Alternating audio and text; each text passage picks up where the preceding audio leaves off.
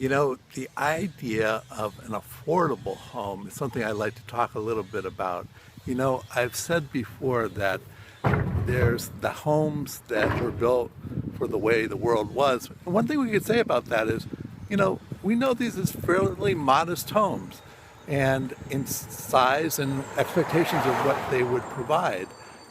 We're taking our inspiration from that in the building of this home. The difference is, unlike this home here, which was built for a time when energy was not in really people's radar, that this house and the way it's being built is fully conscious of energy. One of the strategies we borrowed from houses of the past is to let the roof do a lot of the work so that there's less siding to do.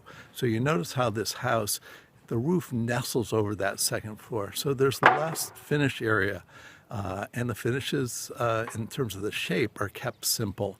But it still has architectural character with the overhangs. And though they're not in yet, there'll be some brackets. And there's that nice little balcony with a dormer on the second floor and that nestled in porch. All these things create a sense of coziness that is totally suited to this house. We can see here on the second floor how that roof creates a slope to a half wall.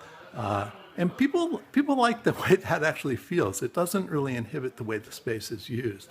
Another thing we see here is that the layout of the wood framing is kept really simple. So there's fewer studs.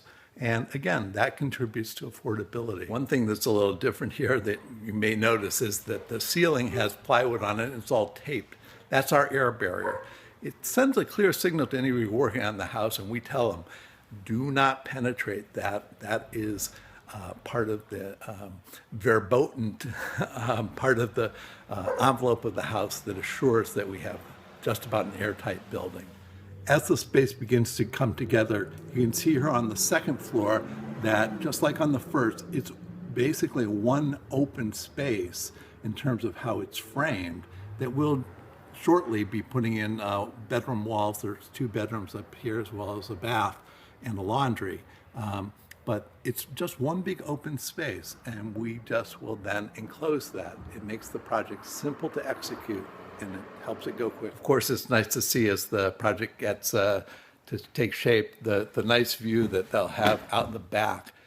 One thing that was a compromise was to keep that tree, which will shade the back of the house.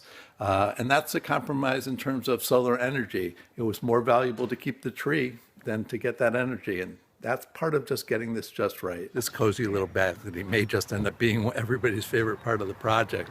It really is just sweet, and has the chance to look out over the backyard. But it's cozy and compact and is right here off the bedroom of the house. Let's be clear, affordable does not mean corner cutting and cheapness, and should never mean paying subs as little as possible, sacrificing quality, or imagining the project can be accomplished without careful supervision by experienced professionals. That's what we do. This is especially true when the project's goals include exceptional energy performance. This home is projected to earn a home energy rating system, a HERS score of 43. Our award-winning net zero and passive house projects earn scores of 39 without PV systems, making this home a clear candidate for the designation of net zero ready.